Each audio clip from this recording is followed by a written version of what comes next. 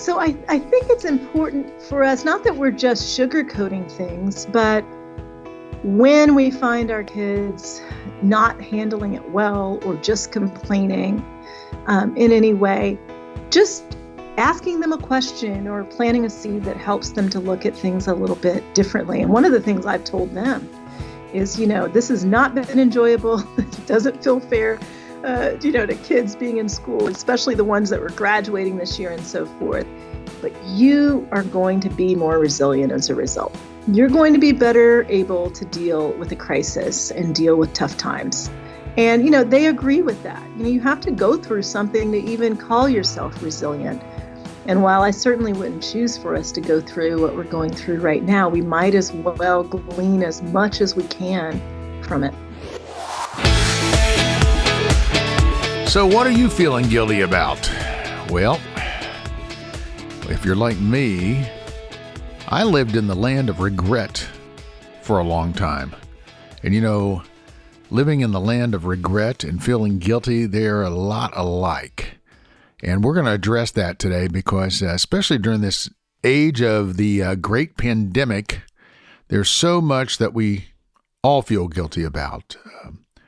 Whether it's decisions about sending our children back to school in the midst of a pandemic. How can you win? How can you win that one?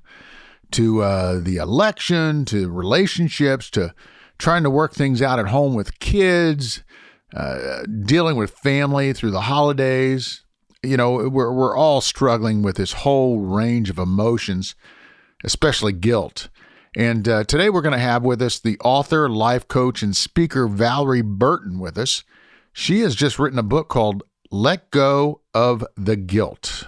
I know we're going to learn something, and I'm glad you're with me for this ride. This is David Sams, and you're listening to CIA, Contagious Influencers of America, the podcast from the producers of Keep the Faith.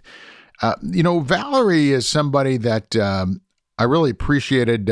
Sometimes these people just pop up on my schedule, and I'm like, gosh, I don't know who she is. And then I heard about the subject, and I thought, wow, I've gone through so many sort of periods of my life, seasons of my life, where I felt guilty about something. Maybe I let somebody down. Maybe I didn't come through for someone. Maybe it was going through a divorce with kids, and, am I being the best dad I can be under the circumstances?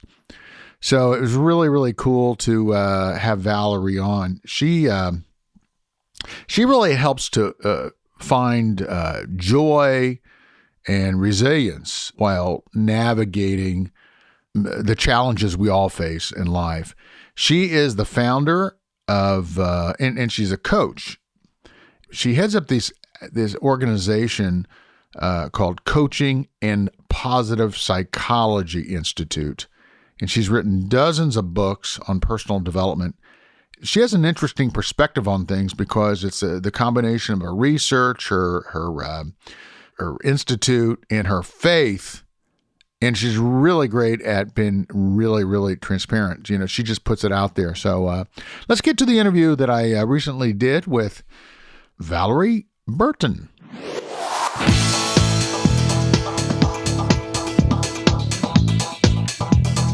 Where are you today? I'm at home near Atlanta. Near Atlanta, yeah. In the good old days, I would get out and go from Nashville to Atlanta about 4 times a year. But now my big trip is to the grocery store about 2 or 3 days a week. That's my big social life now. Yeah, that sounds about right. I know, isn't it crazy? So how you doing during all of this? I think we've adjusted at this point. At first it was just, it was so much change at once, especially having 3 kids. But now it's kind of like, all right, don't know how long it's going to go, but it is what it is. I'm really past the whole fear thing and all that. I worked through that a long time ago, but I have replaced so many things that used to be. For example, I'm going out and walking. Yesterday I walked about 10 miles. I split it up. Wow. I did a morning and an after or an evening walk, and it really burns off the anxiety. Yeah. I haven't done any restaurants since March, but I order in from time to time. Yeah. And I have people come over, and we social distance and all that, and we're careful. But gosh, it's amazing how life goes on without what we had before, isn't it? It is. I'm actually thoroughly enjoying Instacart and having my groceries delivered. Oh my gosh. Yeah, and working from home has been very good. We actually moved everything home, and that's been great. My husband was furloughed and then laid off, so he's at home. He's a pilot, so the aviation industry is just, it's pretty devastating. I think I saw something yesterday. American Airlines is laying off 19,000. Yeah, and that's after I think they had 22,000 people take an early retirement. So, Wow. that's a lot of people. Was your husband, was he with Delta?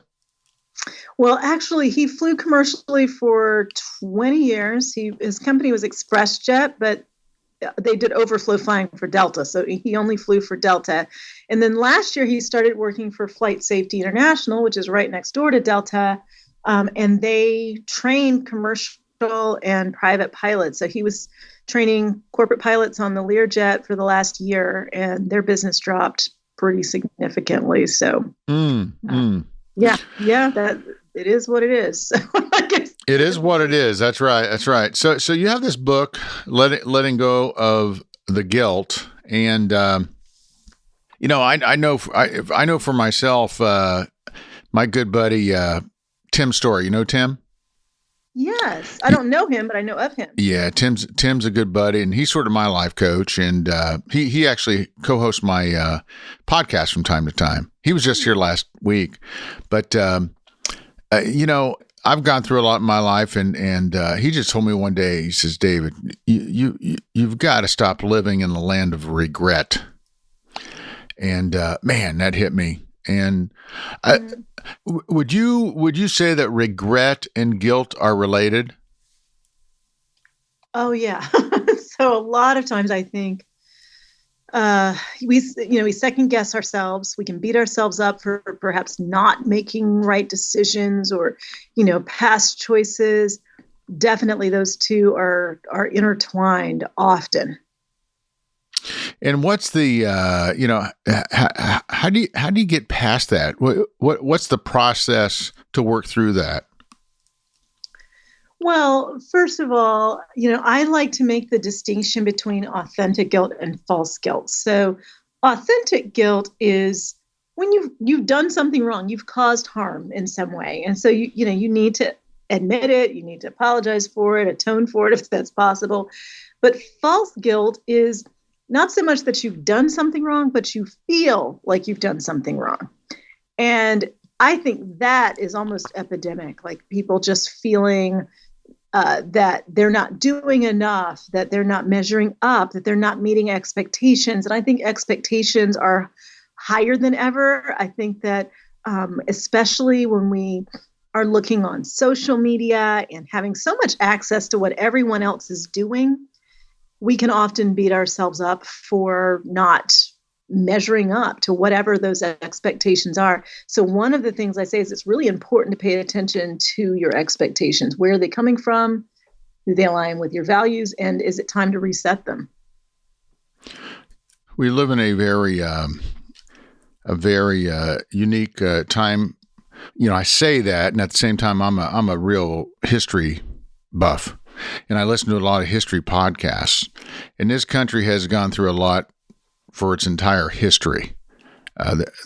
There have been all kinds of protests. There have been all kinds of. I mean, the way that guys used to settle things is that they'd have a duel. You know, and I've read on numerous occasions congressmen would go, have a fist fight in the halls of Congress, and literally, all heck would break out, and then they would get up, dust it off, and vote. So it's not as though we haven't been through a lot of this before, but there's a lot going on, and there's a lot of guilt, and at the same time, there's a lot of pain, and there's a lot of confusion, and there's a lot of hate. Yeah, this is a tough time for the whole country. I mean, obviously with the pandemic, it's global, but with what's going on in our country, I think there's so much division. There's a lot of blaming back and forth. And then I think there's also, when you think about guilt, there is this feeling that I think some people have about not really sharing their perspectives on things because they don't know where other people stand. And so what I think is really important, though, is recognizing that guilt drives our decisions and our behaviors. And we want to make sure that whatever we are doing, we're doing it from a place of truth, a place of love, of doing what God's called us to do. And so guilt is one of those emotions that can kind of get in the driver's seat of your actions and your decisions. And while I think it's great to, get rid of guilt, it's why I wrote Let Go of the Guilt. I think it's even more important to just make sure that guilt doesn't take over, that the emotions don't take over your reactions to the things that are going on. Give me a time in your life when that happened and you had to deal with it. Oh, so many times. So, the idea for Let Go of the Guilt came because I had a speaking engagement and I was just talking about some guilt I felt as a mom who has a business and sometimes travels to speak. And I thought my guilt was just me. This is just me. I beat myself up. I'm hard on myself. As soon as I mentioned it, just about everybody in the room was like, oh, yeah, me too. And so I just began asking around. What I noticed is that women especially tend to feel a lot of guilt, but the guys feel some guilt too. But oftentimes as women, like when I would just describe my guilt to my husband, he was like, I don't know why you feel guilty. You're doing exactly what you feel called to do.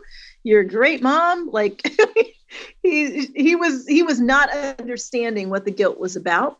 But women generally would completely understand. I think part of that is just, especially the last several decades, there are more opportunities for women, which also means there are more expectations. And expectations can set us up for guilt. And there's several types of expectations that are pretty bad about that. One of them being outdated expectations. I mean, we're in a whole new season. Nobody was expecting a pandemic. Nobody was expecting all of the racial and social injustices and protests and things that we've been having. And so in a new season, you have to reset expectations. I found a lot of parents right now feeling guilty, working from home. Their kids are being schooled from home, but they can't spend all the time with the kids. Right. So normally you're at work, they're at school. You don't have to say, no, I've got to focus right now. For a lot, it was making that school decision, whether you decided, if you had the option to send your child to school, do you now feel guilty because maybe you're putting your child or your family at risk? Or you decided to keep your child home. Now are you feeling guilty because your child has no social interaction with their classmates? I mean, there's just so much right now, I think, in terms of guilt. And even with, those who are in companies that are scaling back, if you're one of the people that's kept your job, if you're not struggling, I've heard that one a lot, actually, where people are saying, I'm not having any financial problems. I'm not at risk of losing my job, or I'm getting more business than I usually do, but I don't want to talk about it because I feel guilty because there's so many around me who are struggling right now. So I think there are a lot of things in this season right now that are causing some guilt. How are parents really dealing with this right now? And especially if you have you're in a relationship, let's say, where maybe things are great for you, but like in your husband's case, I mean, you got to be going through an emotional period right now with him being laid off that you haven't dealt with in a long, long time, right?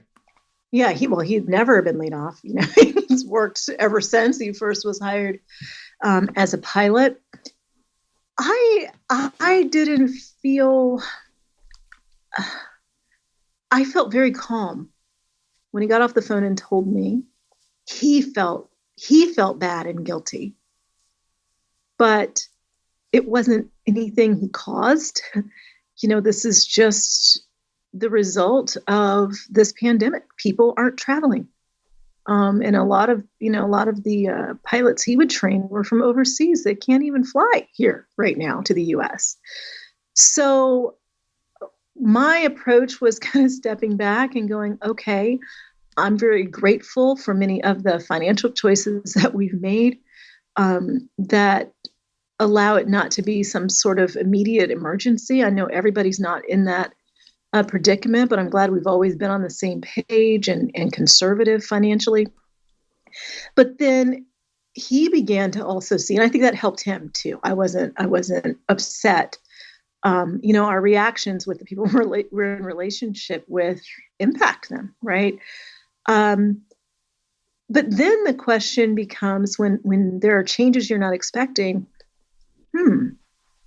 I wonder if there's a message in this for me. I wonder if there's an opportunity in this challenge. So, we are moving forward with some business, new lines of business that we were looking at in my business before, but I just didn't really have the time to pursue. And, we'll see how things unfold. But it required a lot of faith. And we just decided that this is, I keep saying it is what it is. It's just one of my phrases that always helps me. It's not that it's not difficult. It's just that worrying doesn't change it. And so I really like to say, okay, what do we have control over? So we have our plan A, and we've got a plan B, and we've got a plan C, and we've got a timeline for how long we can pursue plan A. And if it takes off, great. And if not, then we go to the next. And that's how we're approaching it. So, it has been emotional, but I think for me, being able to trust that even if things don't turn out exactly as I want them to, that it'll still be okay, has been extremely powerful. One thing I feel guilty about right now is the fact that, and I've thought about this a lot in the last few weeks. I have two daughters in college. One's 21, one's 23, and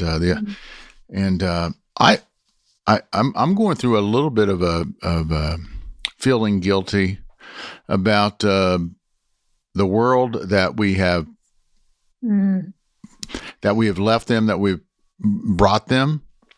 I just don't know how in the heck. I mean, a lot of it has been the way that just, we've lived in this give every kid a trophy world in the last few decades.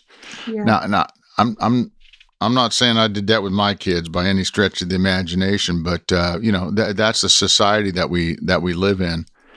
And I don't know. There just seems to be a lot of people that have feel as though there's a sense of entitlement that's all over the country.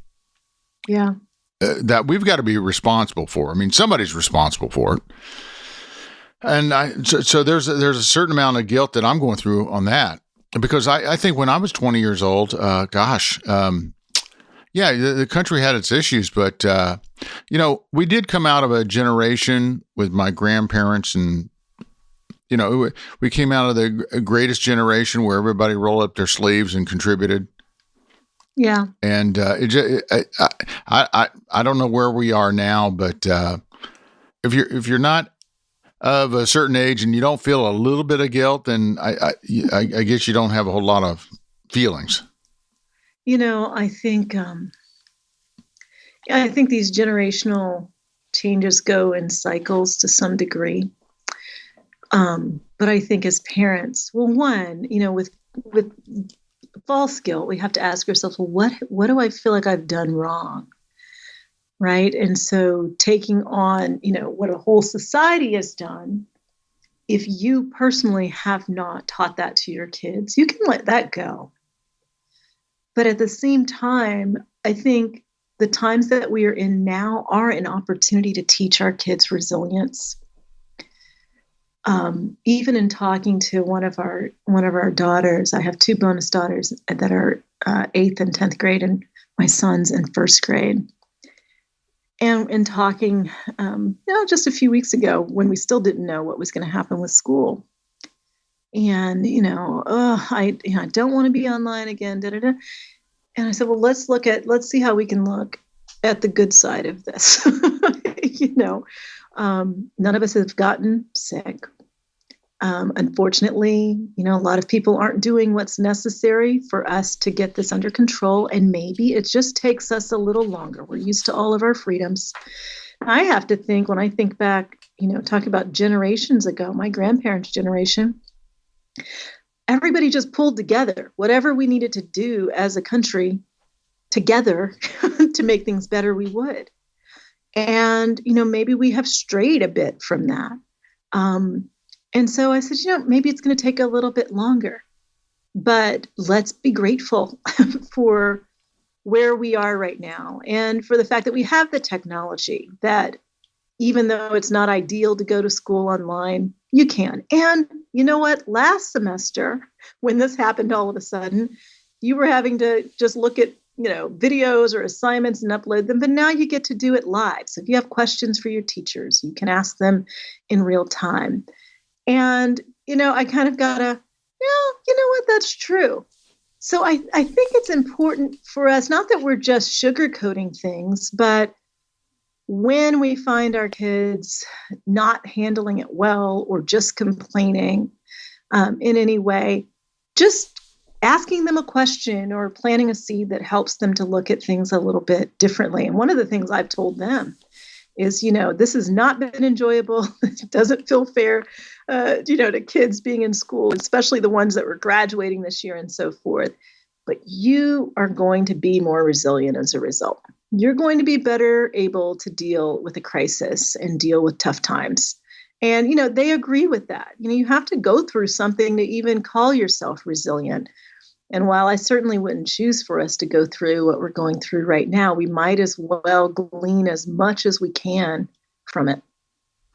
Yeah, yeah. Well, how has guilt changed over the last, let's say from the 90s, right? Over the last 25, 30 years?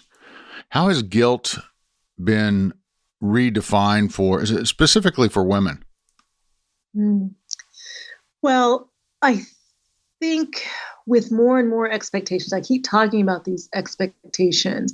One type of expectation that sets you up for guilt is perfectionistic expectations. I think we may be more perfectionistic because everyone has a platform. Everyone, is just about, not everyone, but a large percentage of people are on social media. There is this pressure to show that, there's all this great stuff about your life. And that creates an expectation level that I think 30 years ago, we just didn't have. We just didn't have access to seeing other everyday people's lives, right? We were looking at sitcoms and soap operas for the most part when we turned on TV. There was no reality television, the news for the most, there was no 24-hour news except CNN, and CNN was it, right? And you had to have cable for that, and everybody didn't have cable, and we didn't have phones really. I mean, cell phone usage was pretty low 30 years ago. Now it's not just phones, it's these smartphones where we are constantly attached. And so when your expectations are that your life needs to look a certain way and you can't measure up, you will often feel guilty. You will beat yourself up. You will feel like, I never do enough. I'm not enough.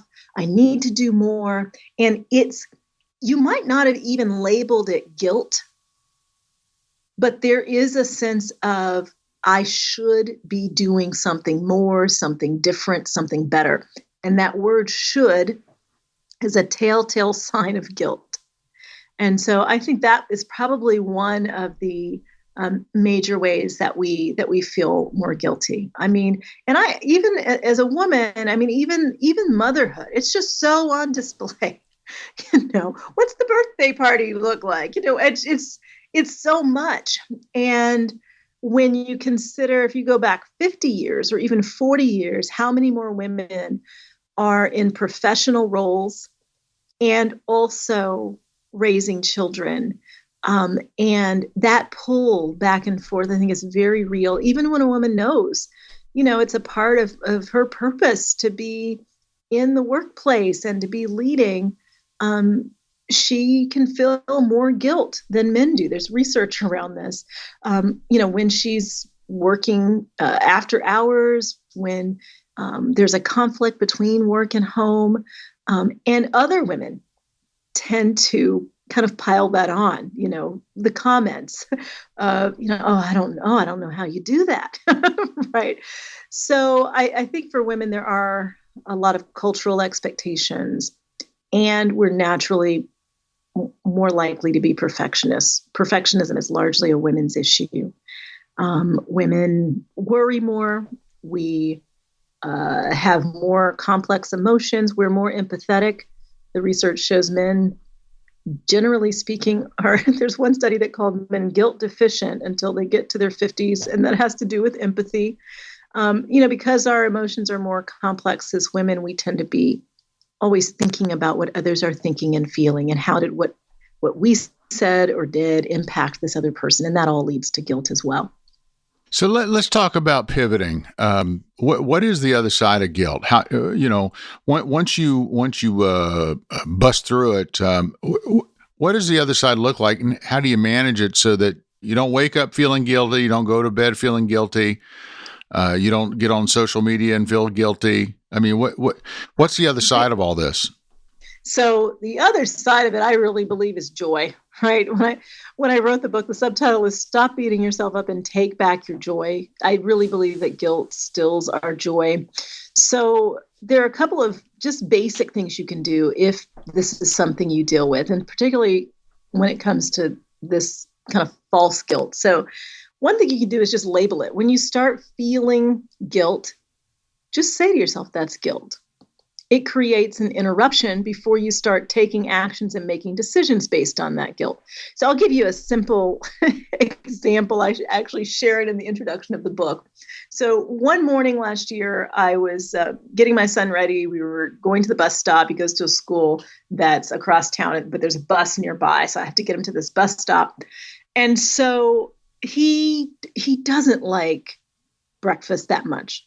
I grew up always eating a big breakfast. I'm telling you, Dave, it was grits, eggs, bacon, toast, and orange juice. My mother made every morning. It was like you were walking into a Southern diner.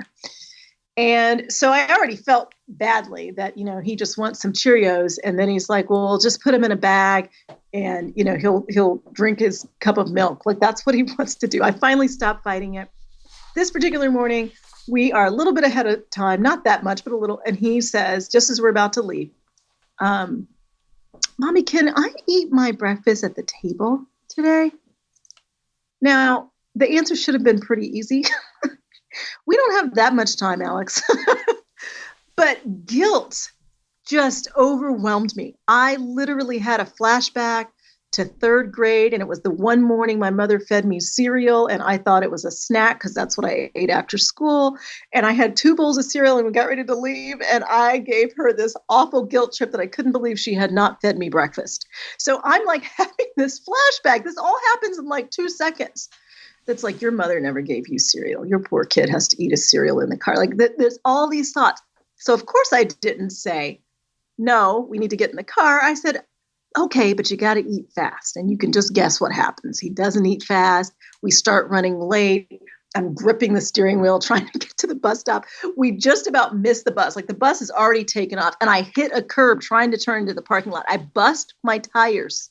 The bus driver sees me and stops. He gets out. And of course, I've got to go park and call somebody. And I'm sitting there like, what happened? And I realized what happened. It was the guilt answered my son's question. And this is what happens to so many of us. We don't even recognize that we are answering questions. We're saying yes. We're making decisions. And those decisions are entirely driven by guilt, not by what we need to be doing or saying, but by what we feel guilty about. And guilt says you owe. Guilt is a debt. So you will always try to overcompensate when you are feeling guilty. So the big thing here is when you label your guilt, you're creating an interruption to say, okay, I'm feeling guilty about this. Now, is it something I did wrong that I need to make amends? I need to apologize, or is this false guilt? So literally asking yourself, am I doing something wrong? And if I'm not, what's the truth about this? And so when we do that, we are able to redirect our behavior and our actions. And so this is something that just requires a bit of self-reflection and some awareness of the thoughts and emotions that we have and the way that they drive us to do the things that we do. I could talk to you for another half hour. This is so fascinating. And how do we find out about what you're up to? Where can we find you on social media and online? So they can go to ValorieBurton.com. And of course, we've got all the retailers that are selling the book, and all of them are. So whoever you like to buy books from, but there are also some great bonuses there. I do a whole free training about how to flip guilt trips if you have guilt trippers in your life, and some others. So that's where you can find more info about me. And then on social media, it's at Valorie Burton. That's my handle, and Valorie is spelled like Valor, Valorie. And I suppose on that website, I can also find some tips on how to get through the holidays without too much guilt, right? whether it's what I eat or, I mean, this year is going to be really weird, the holidays, because I think people are going to wake up and realize that there's not going to be a candlelight service at church with a bunch of people. Yeah. There's not going to be, think of what parents are going to go through with a 2-year-old, and they realize that they can't take the kid to the department store to sit on Santa's lap. Yeah. I mean, there's going to be all these holiday issues that I'm sure that there's going to be a lot of guilt surrounding those things, you know? You know what? One of the ways to get out of that is to say, you know what? Looking back a few years from now, what will you wish you had done? And make it something that you're going to remember. You'll be talking about it for the rest of your life.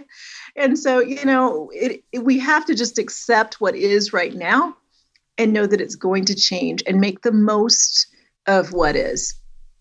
Well, that's terrific. Well, Valorie, thank you so much. This has been really great, and we appreciate you. And we'll be praying for you and your family, and wishing your husband the best there. Hey, you know what? This is a perfect time to be working together, and maybe that was God's plan to begin with, right? That sure is what it feels like. We are just trusting that God has a plan. And you know what? A lot of people who have successful businesses will tell you they wouldn't have quit the job on their own, but when they got laid off or something happened, it thrust them to something new. So absolutely, we're believing that good things will come of this. So thank you so much for the prayers. Oh, you're absolutely welcome. And you have a great day and great week ahead. Okay. Okay. You too. Thank you very much. Bye-bye.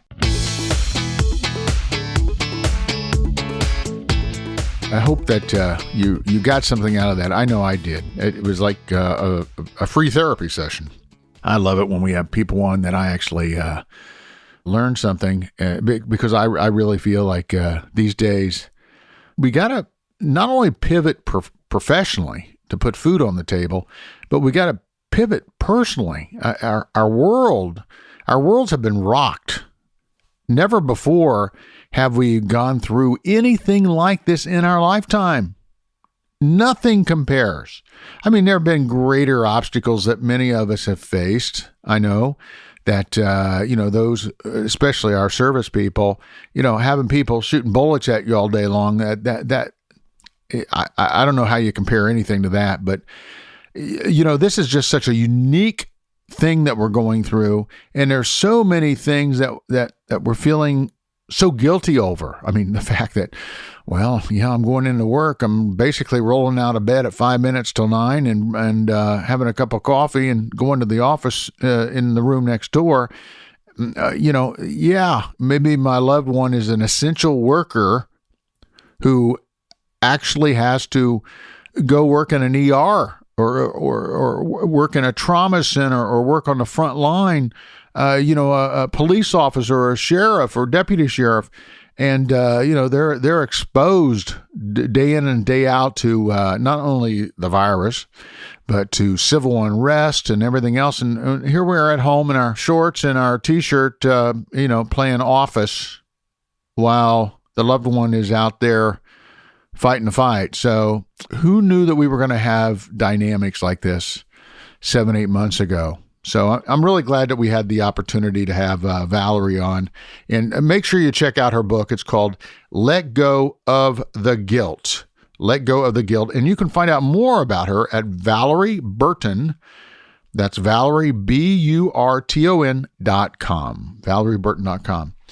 Well, this has been CIA, Contagious Influencers of America, the podcast from the producers of Keep the Faith. Please do check out our website for Keep the Faith. It is really, really cool what we've done. We've totally overhauled it. And you're going to find great stories, great music, great themes. Whatever you're going through in life right now, we've got you covered at KeepTheFaith.com. And of course, do share our podcast with your friends and loved ones. And please give us a good review. I cannot emphasize the importance of great reviews. And please give us 5 stars, okay? That would be really, really awesome. So we're going to be back with you here in a few days. We've got some great, great guests coming up and a couple of amazing surprises. One thing that has happened is usually we do all of our guest interviews in the studio, but since in this age of the pandemic, we've been doing a lot more of the interviews via Skype. And man, it's like everybody and their brother has been made available to us in the last few weeks. So that's one interesting, I'm not going to say good thing because of the pandemic. I don't want to sound like a total opportunist, but it has helped our booking quite a bit. First of all, a lot of people are, I'm not going to say they're still in a lockdown situation, but let's just say that they're readily available, especially artists and anybody in the entertainment industry, because they're not on tour. So not that they necessarily want to come to the studio, but they're more than happy to do the interviews from their kitchen on Skype. So thank you all very much for joining us. We'll see you next week here on CIA Contagious Influencers of America. I'm David Sams, and remember to go out there and live that life in living color, because it sure is a heck of a lot more interesting than living it in black and white. See you next time.